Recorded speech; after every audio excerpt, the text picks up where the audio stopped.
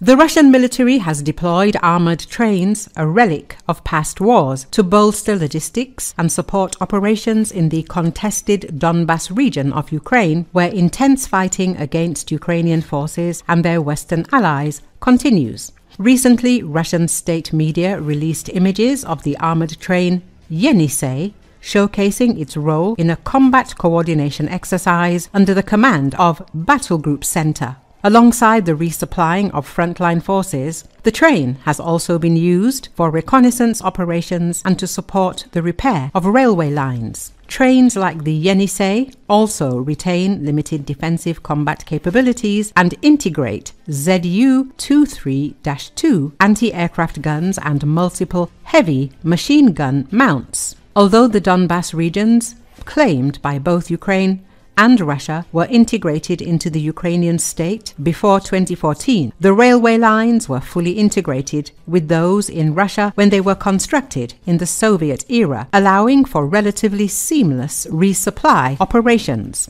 The Russian army has attributed considerable importance to the sustainment and defense of railway lines to supply frontline forces, contrasting to the norms seen in Western militaries where resupply is predominantly done by sea, road, airdrop, and using rotary wing aircraft.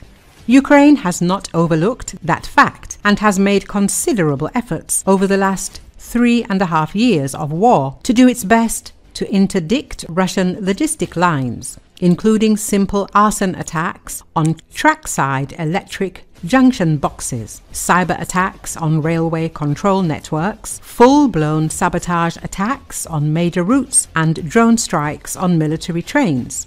The Yenisey train looks like something straight out of a World War II movie. There are reports that this is just one of several protected trains being used by Russia to protect its ever more vulnerable logistic routes, as Ukraine's special forces and partisan groups focus on this key target. Cutting a rail line, even for a short period, has the potential to disrupt Russia's ability to fight, particularly as Ukraine's long-range drones increasingly strike its forward ammunition and logistic storage sites.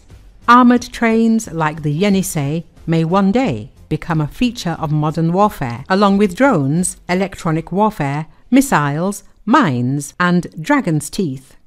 The Yenisey, one of Russia's modern armoured trains, is a formidable platform designed for multiple roles in high-threat environments.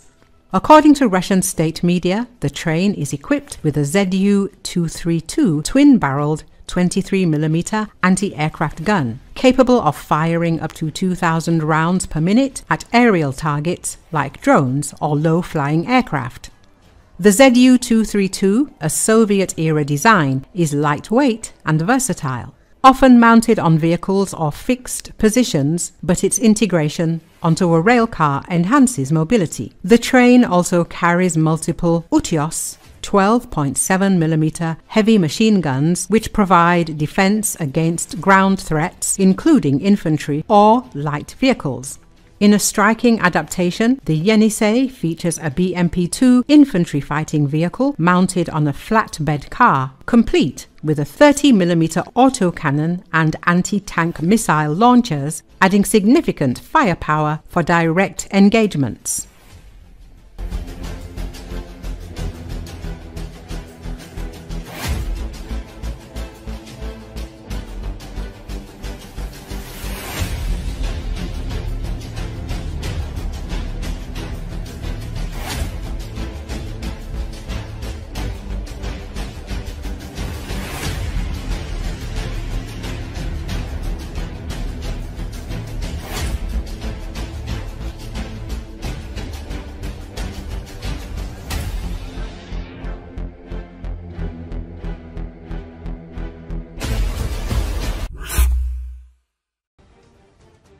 Russian forces quietly amass troops for a renewed offensive in Zaporizhia. Ukraine has already begun dismantling the operation before it can even begin. Through a relentless campaign of targeted airstrikes, Ukrainian forces are systematically striking the backbone of Russia's preparations, according to RFU news media outlet. Russian operational objectives are clear and well defined: capturing the settlements of Kharkiv and Huliaipol.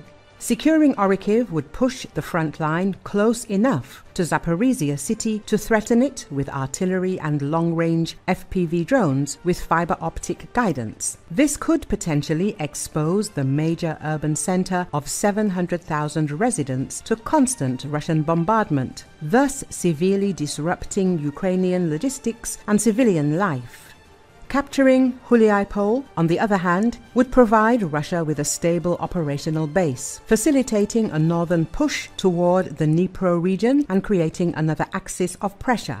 Nevertheless, despite these tactical ambitions, any larger Russian aspiration of taking Zaporizhia city remains extremely unrealistic. RFU News says, capturing such a densely populated and large city successfully would require hundreds of thousands of troops, as they would face multiple entrenched Ukrainian defense lines to even reach it in the first place.